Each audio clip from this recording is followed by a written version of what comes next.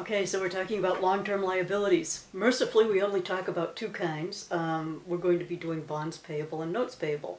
This section is our bonds payable. So I guess in general, why does a company take on long-term debt? And it's because they've got some big thing that they need financing for, usually long-term. Maybe they're expanding their operations to another country. They may be expanding their plant facilities in this country. Maybe they've got a big pension obligation that's coming due, or another bond issue they need to pay off. At any rate, they need some long-term financing in a large amount.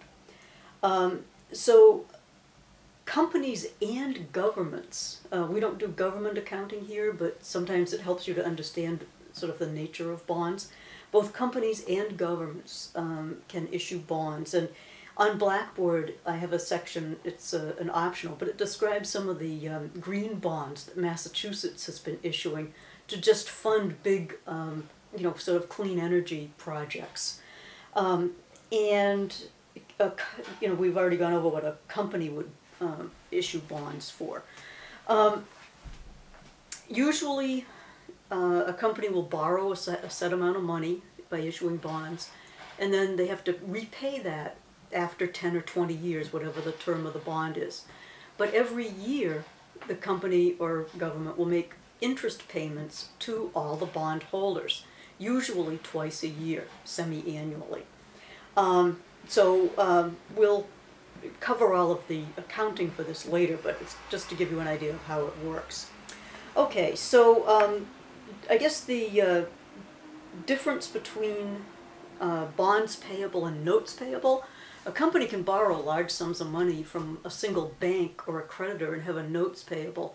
Bonds payable is usually done, by selling bonds on the open bond market, which is similar to the stock market.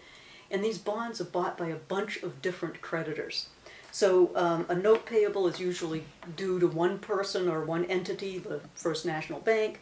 Bonds payable due to a bunch of different people who have bought the bonds.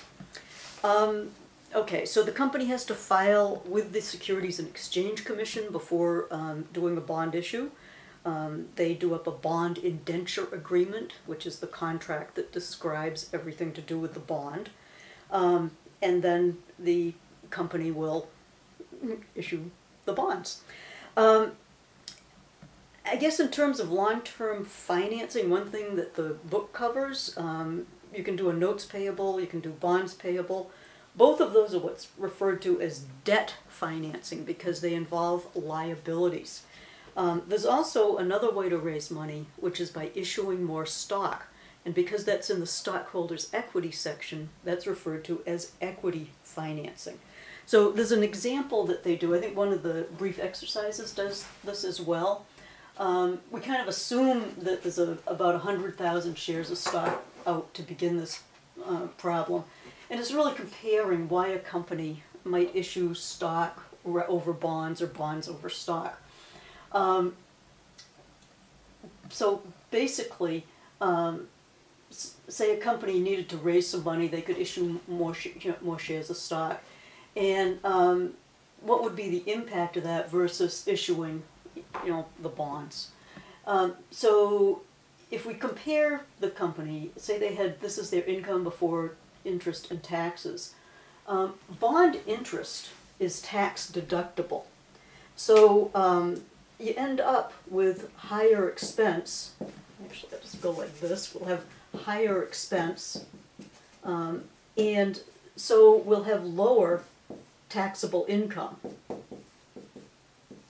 which means if you have lower taxable income, you have lower taxes to pay. So if you compare it with what's going on by issuing stock, the dividends that paid to stockholders are not tax deductible. So your taxable income is higher, your income tax is higher, but also your net income ends up being higher than with the bonds because you've deducted your bond interest. So your bond interest comes off. Okay, so what does that do to earnings per share? Well, if you issue stock, you've issued 200,000 more shares, and so you're dividing net income by the number of shares outstanding. You have a lower earnings per share. When you issue bonds, you're not issuing any more stock, so there's no voting. These guys are creditors, they're not stockholders, and so your earnings per share ends up being higher, even though your reported net income is lower. So these are the kind of things that management weighs when they're deciding whether to do equity financing, which is issuing more stock, or debt financing, which is issuing bonds. Okay, a few other things on that. The downside of issuing bonds is that these interest payments are part of the contract, and they have to be made no matter what your cash flows are. If your company were in some sort of difficulty, dividends, in order to be paid to stockholders, they're not contractual. They have to be declared by the board of directors, so there's a little bit more flexibility there. Okay, so that's your sort of overview of long-term financing. There's a whole page in the book of vocab, different types of bonds. Read that over. The ones that you really need to focus on, though, would be convertible bonds and callable bonds. These are the ones we'll be doing journal entries on, mostly the callable. That's just when the bonds can be retired before maturity, and that will make more sense once we get to it. But the other terms are good to know, but as I say, those are the two you might want to focus on. You have to understand a little bit about bond trading before we can do the journal entries. A company will usually issue bonds through an investment banker, some large Citicorp or Morgan Stanley. And the company, that investment banker, sometimes will buy the entire stock issue, from the company. Other times they do it on commission. The investment bank helps draw up the bond indenture agreement, and they handle the issuance of the bonds. Because it takes time to do all this and to get the SEC approvals, sometimes the stated interest rate on the bond indenture agreement and so on the bonds will be different from the interest rate when those bonds are actually issued on the open market.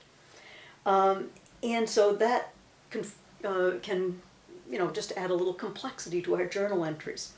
Once the bonds have been issued and various people have bought them, bonds trade on the bond market just like stocks trade on the stock market. So the price per bond is going to vary day to day on the bond market. And so their prices rise and fall depending on market conditions. And then there's a couple of other things that come into play. The bond holders, the people who buy the bonds, can hold them for the full term of the bond. Say it's a 10-year bond, they can hold it for 10 years, or they can sell it before that and trade it among themselves. Assuming somebody else wants to buy them. Also, the company, when they go to buy back their own bonds, they will be buying them back at whatever the current market price is.